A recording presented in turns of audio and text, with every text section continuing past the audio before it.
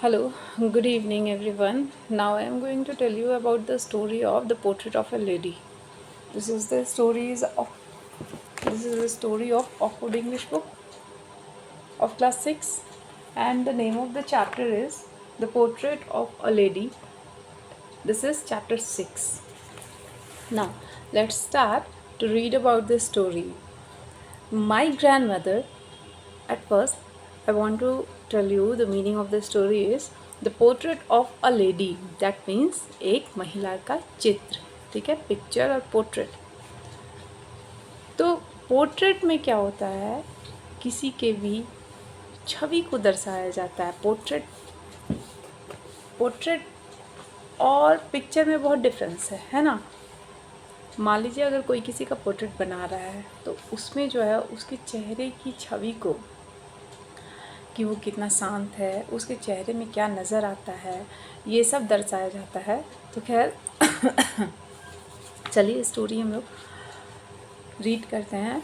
एक महिला का चित्र देखते हैं लेखक ने किस तरह से इस कहानी में एक महिला के चित्र को दर्शाया है. My grandmother and I were good friends. लेखक क्या बोल रहे हैं कि मेरी दादी माँ और मैं अच्छे दोस्त थे. My parents left me with her when they went live in the city and we were constantly together. क्या बोल रहे हैं कि लेखक के माता पिता जो है उनको उनकी दादी माँ के साथ छोड़ दिए थे जब वो लोग शहर जा रहे थे, और वे अपनी दादी माँ के साथ निरंतर साथ ही रहते थे. She used to wake me up in the morning and get me ready for school. वो जो है उनकी दादी माँ लेखक को हर सुबह उठाया करती थी और उनको तैयार किया करती थी. कहाँ जाने के लिए? स्कूल ले जाने के लिए. She said her morning prayer in a monotonous singing song while she bathed and dressed me in the hope that I would listen and get to know it by heart.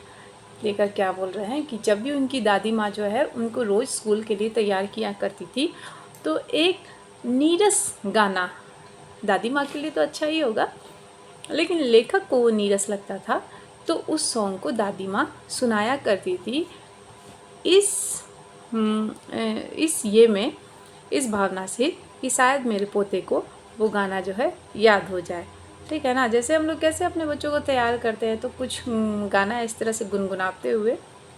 लेकिन लेखक की दादी माँ, वो महिला जिनके बारे में इस स्टोरी में बताया गया है, तो वो जो है मोनोटोनस सॉन्ग को कौन सा सॉन्ग था, मोनोटोनस सॉन्ग को गाया करती थी इस उद्देश्य से कि मेरे पोते को ये गाना याद हो जाए. ठीक है. After breakfast of a thick slate chapati with a little butter and sugar spread on it. नाश्ता के बाद मोटा सा चपाती रोटी, उसमें थोड़ा बटर और शुगर चीनी डाल करके जो उनकी दादी माँ उसको लगा के देती थी लेखक को, तो वो खा करके वी वेंट टू स्कूल. दोनों जो है स्कूल के लिए निकल जाते थे. She carried several stale chapatis with her for the village dogs. वो कुछ रोटियाँ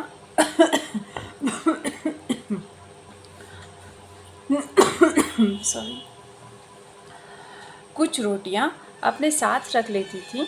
क्यों? गांव के कुछ कुत्तों को खिलाने के लिए. My grandmother always went to school with me because the school was attach to the temple. उनकी दादी माँ जो है हमेशा उनके साथ स्कूल जाती थी. मीन्स लेखक और उनकी दादी माँ दोनों साथ में स्कूल जाते थे. क्यों? क्योंकि स्कूल जो है टेम्पल से अटैच था. मंदिर है ना, जहाँ पे मंदिर में उनकी दादी माँ चली जाती होंगी और लेखक जो अपने स्कूल चले जाते होंगे. The press taught us the alphabet and the morning prayer. Press जो आगे पंडित थे मंदिर के, स्कूल चूँकि अटैच था मंदिर से, तो वो जो है पढ़ाते थे alphabet and morning prayer. Alphabet पता है आप लोग को, और मॉर्निंग प्रेयर सुबह का प्रेयर जो है वो सिखाते थे. My grand mother sat in side reading the scriptures. और उनकी माँ भी जो है वहीं बगल में बैठे हुए, अंदर बैठे हुए, और रीडिंग पढ़ती थी। क्या चीज़? स्क्रिप्चर्स को, मीन्स धर्म ग्रंथों को पढ़ती थी। कौन? तो उनकी दादी माँ। मीन्स दोनों साथ में जाते थे और लेखक को जो है पृष्ठ वहाँ के अल्फ़ाबेट और मॉर्निंग प्रेयर सिखाते थे, और उनकी दादी माँ वहीं पे बैठ करके धर्म ग्रंथ पढ़ा करती थी। We had both finished, we दोनों धर्म ग्रंथ मतलब अपना अपना पढ़ाई को फिनिश करते थे। We would walk back together, और वो लोग जो है साथ में वापस वहाँ से आते थे। This time the village dog would meet us at the temple door, और इस समय जो है गांव के कुत्ते जो है उन्हें कहाँ दिखते थे, कहाँ मिलते थे? टेम्पल के दरवाजे पे वो लोग खड़े रहते थे, इस आशा में कि दादी माँ जो है उनके लिए रोटियां लेकर के गई है। They followed us to our home growling and fighting one another for the chapatis we threw to them.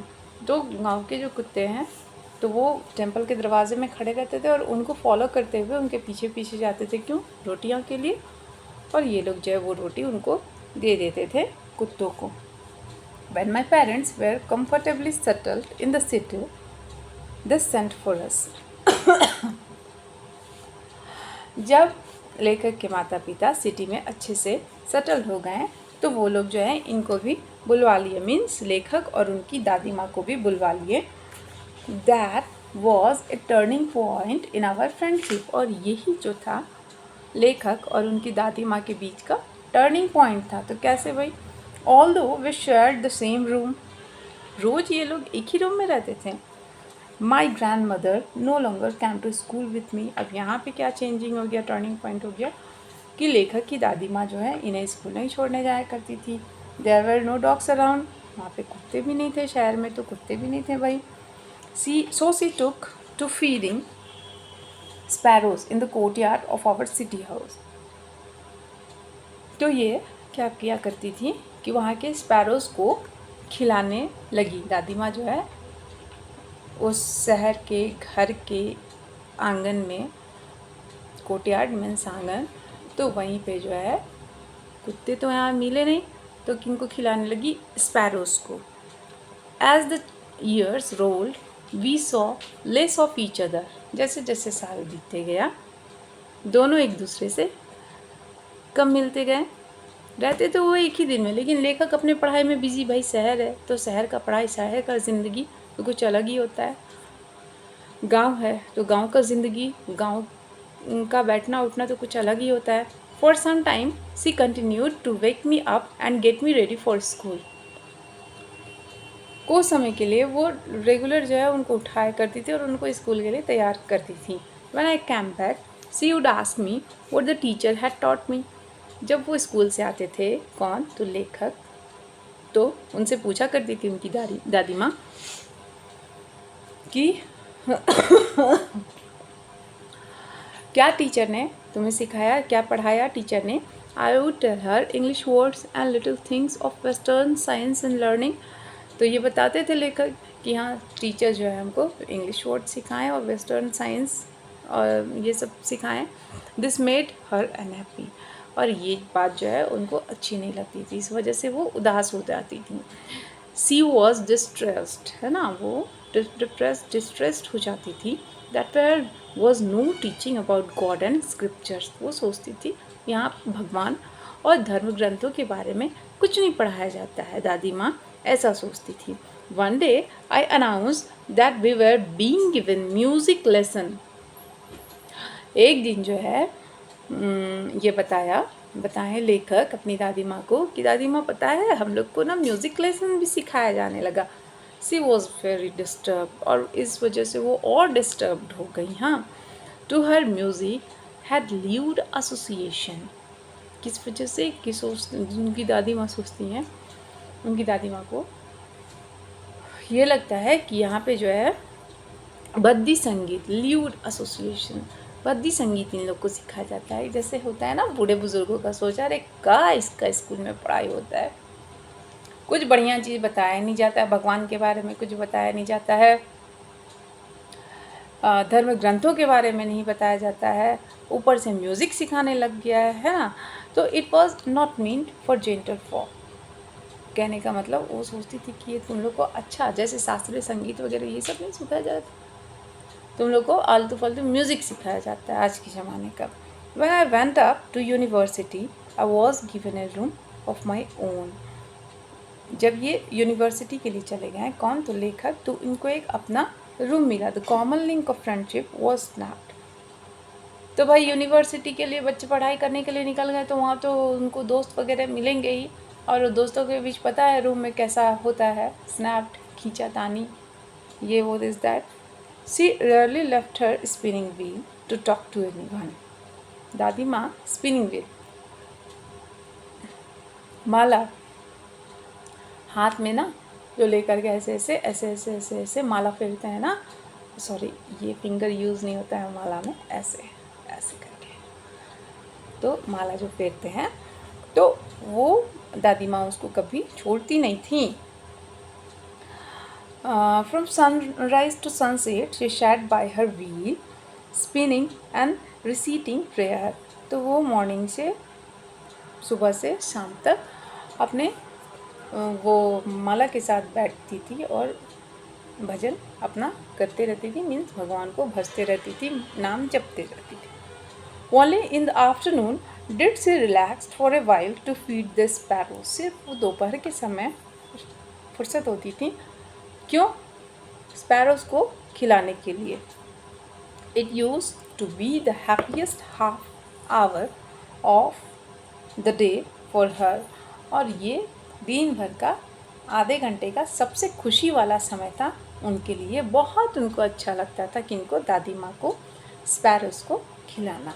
When I decided to go abroad for further studies, जब ये डिसाइड किए लेखक कि इनको जो है विदेश जाना है पढ़ाई के लिए, I was sure my grandmother would be upset.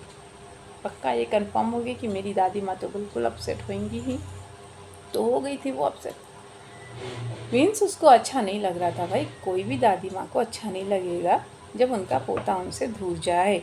I would be always for 5 years and at her age one could never tell. तो इनको ऐसा लगा कि ये 5 साल के लिए लेखक जो है अब्रॉड जा रहे थे पढ़ने के लिए, तो पता नहीं वो सोचते थे कि हम उधर से आएंगे तो दादी माँ से मिल भी पाएंगे कि नहीं, बूढ़े लोग को भाई कब क्या हो जाए, खैर किन्हीं को भी कब क्या हो जाए क्या पता। लेकिन यहाँ पे लेखक को अपनी दादी माँ के बारे में ऐसा जो भी फील आ रहा था, but my grand father could, she was not even sentimental. लेखक भले ये सोच ले, लेकिन उनकी दादी माँ बिल्कुल सेंटिमेंटल नहीं हुई, मीन्स बिल्कुल भावुक नहीं हुई। अंदर से भले ही उनको अच्छा ना लग रहा था, लेकिन वो सामने से ऊपर से रो करके या कुछ भी ऐसा करके अपने पोते को दिखाए नहीं कि भाई ये पढ़ने के लिए जा रहा है तो इनको रोना आ रहा है या भावुक हो गई हैं या जो भी। She came to see me off at the railway station but did not talk or show any emotion. वो उनको रेलवे स्टेशन आई देखने के लिए ना, लेखक को छोड़ने के लिए, लेकिन अपना कोई भी इमोशंस जाहिर नहीं की। मीन्स मेरा पोता जा रहा है, रोना, ये सब है ना। Great lady. Her finger were busy telling the beat of a rosary. उनका फिंगर, उनका हाथ माला फेरने में बिजी था। कहने का मतलब वो मन ही मन भगवान से प्रार्थना कर रही थी माला जपते हुए कि मेरे पोते को सकुशल रखना। Silently, she kissed my forehead and when I left, I cherished the moist imprint as perhaps the last sign of physical contact between us. तो दादी माँ उनको जब छोड़ने के लिए आई, प्रार्थना तो वो अपने माले से कर ही रही थी और एकदम से अपने पोते के फोरहेड को किस की। भाई वो विदेश जा रहा था पढ़ने के लिए 5 सालों के लिए। इंटरनली तो वो थी ही भावुक, लेकिन वो इमोशंस ऊपर से न बयान नहीं कर रही थी। और I left cherish the moist imprint, और नम आँखों से जो है लेखक उनको विदा करते हुए, मीन्स उन्हें बाय बोलते हुए अपने सफ़र को वो जाने लगे हैं, ठीक है। But that was not so. After 5 years I came back home and was met by her at the station. और फिर 5 साल के बाद लेखक आए और दादी माँ को स्टेशन में ही पाए हैं, है ना। मतलब दादी माँ जैसे छोड़ने आई थी उसी तरह उनको लेने के लिए भी स्टेशन में आई। She did not look a day older. वो इन 5 सालों में एकदम, ये नहीं कि कुछ चेंजिंग आ गया, दादी माँ 5 सालों में और बूढ़ी हो गई, ऐसा कुछ भी नहीं। दादी माँ एक दिन भी बूढ़ी नहीं नज़र आ रही थी। She still had no time for words and voice. She clasped me in her arms, है ना। तो जैसे ही उनको देखी तो उनको एकदम से लेखक को उनकी दादी माँ अपने बाहों में भर ली, गले लगा ली। I could hear her reciting the prayer. और उनको वापस से लेखक वही सुने, वो अपने प्रेयर को दोहरा रही थी। Even on the first day of my arrival her happiest moment were with her sparrow whom she fed longer। जो वो प्रार्थना वो शुरू दिन दोहरा रही थी लेखक को भेजने के वक्त, वही प्रार्थना जो है इस दिन भी दोहरा रही है जब वापस से उनको लेखक मिल गए सही सलामत जो भी है। तो her happiest moment were with sparrows home she fed longer. तो वैसा ही मोमेंट जब वो स्पैरोज को खिलाती हैं, दोपहर के वक्त बताए थे ना, स्पैरो को खिलाती थी वो, तो उनका हैप्पीएस्ट मोमेंट था आधे घंटे का। तो वैसा ही मोमेंट जो है यहाँ पे। In evening a change came over her. अब क्या हुआ, लेखक को वो घर ले गई, आधा घंटा स्पैरोस को खिलाई, अपने हैप्पीएस्ट मोमेंट को शेयर की उनके साथ, और उस शाम को एक चेंजिंग उनके अंदर आया, इनके अंदर, दादी माँ के अंदर। She did not pray. उस शाम को वो माला नहीं जप रही थी। She collected the women of the neighbourhood. वो लोग, उनकी दादी माँ जो है, सारी औरतों को बुलाई, पड़ोसी की सारी औरत को। Got an old drum and started to sing. एक तो पुराना ड्रम भी लेकर के आ गई, तबला बजाने के लिए। दादी माँ लोग प्रेयर करती है ना, तबला बजा बजा के, हम लोग भी करते हैं भाई भजन कीर्तन। और वो गाने लग गई, भजन गाने लगी। For several hours she thumped and sagging skins of the dilapidated drum and sang of the her coming of warriors. और वो जो है पुराना जो ड्रम लाई और उसका सैगिंग ढीला और झुलझुला स्किन को जो है, मीन्स ड्रम को वो बजाते रही, पीटते रही, और होम कमिंग वॉरियर्स ये गाना गाने लगी। होम कमिंग वॉरियर्स मीन्स योद्धा घर वापस आ गया। We had to persuade her to stop to avoid over straining. अब क्या हुआ कि ये लोग जो है, भाई बूढ़ी थी एकदम से, वो इतना खुश होकर के भी, या उतने भीड़ भाड़ में इस तरह से तबला बजा बजा करके भाई गाना गाएगी तो वो तो थक जाएंगी ना। तो इसीलिए ये लोग जो है उनको रोके भी कि आप इतना भजन कर करके ये मत होइए, थक जाइएगा, है ना। लेखक लोग जो है उनको रोकने का कोशिश किया, किनको, उनकी दादी माँ को। The next morning she was taken. और वही हुआ, अगले सुबह वो जो है बीमार पड़ गई। कौन? तो दादी माँ। It was a mild fever and the doctor told us it would गो।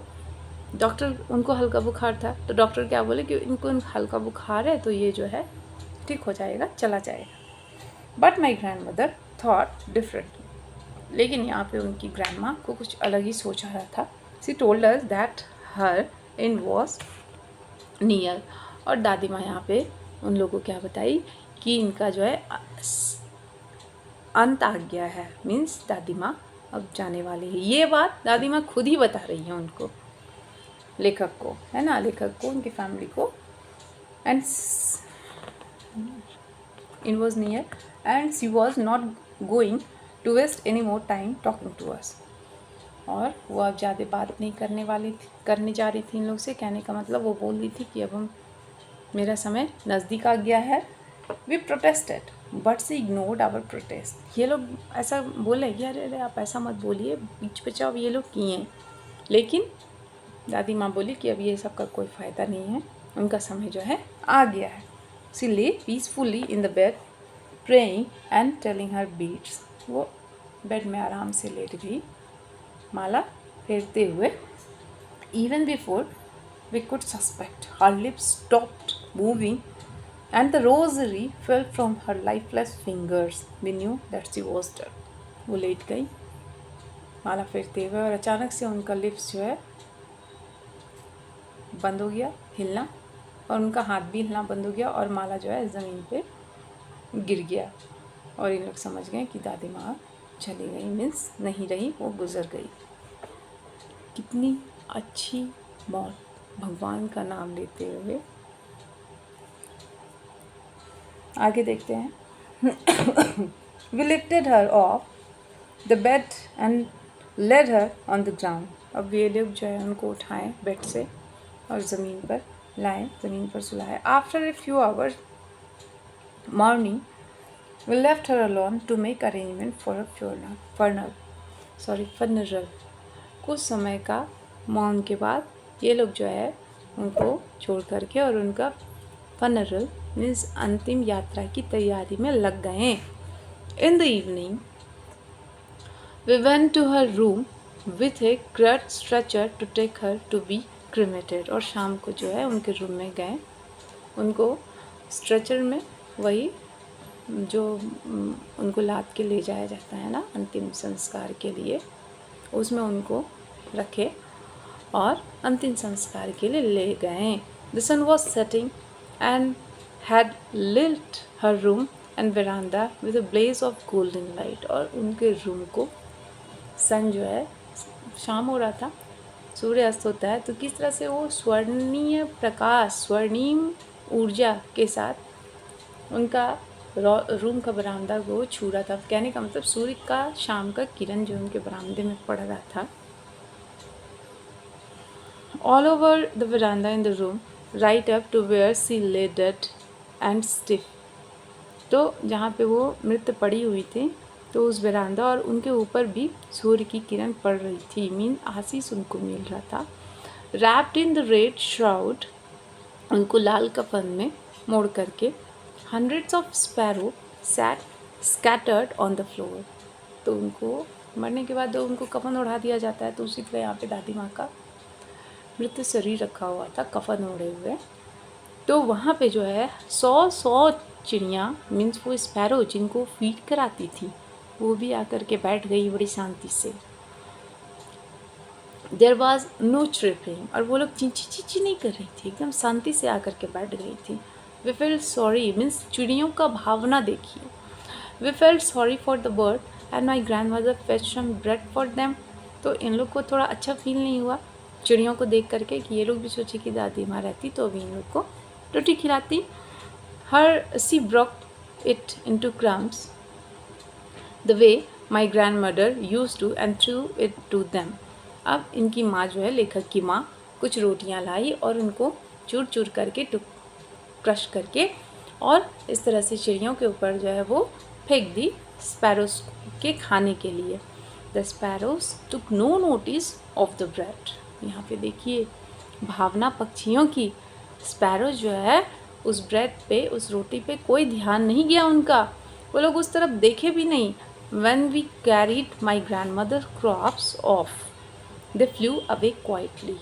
तो और जब ये लोग दादी माँ का क्रॉप्स को, मीन्स उसी पे जिस पे उनको रखा गया था, वो बहंगी जो उठा करके ये लोग ले जाने लगे अंतिम संस्कार के लिए, तो उस समय जो है चिड़ियाँ भी बिना उस रोटी को खाए चुपचाप से वहाँ से उड़ गई। दे फ्लू अवे क्वाइटली, शांति से वहाँ से उड़ गई। Next morning the sweeper swept the bread crumbs into the dustbin. और अंतिम दिन, अगले दिन स्वीपर्स जो हैं, झाड़ू लगाने वाले, वो उसको झाड़ू लगा के हटा दिए।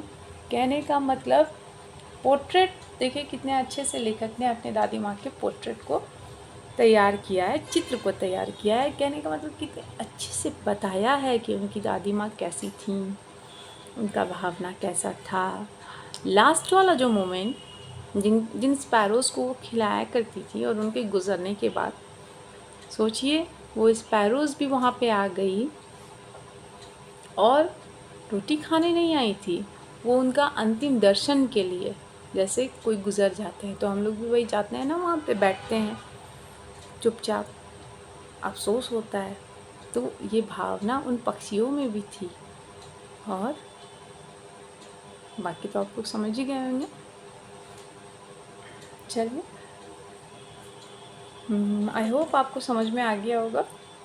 तो नेक्स्ट वीडियो फिर पोस्ट करते हैं, और do like, share and subscribe. Have a good day.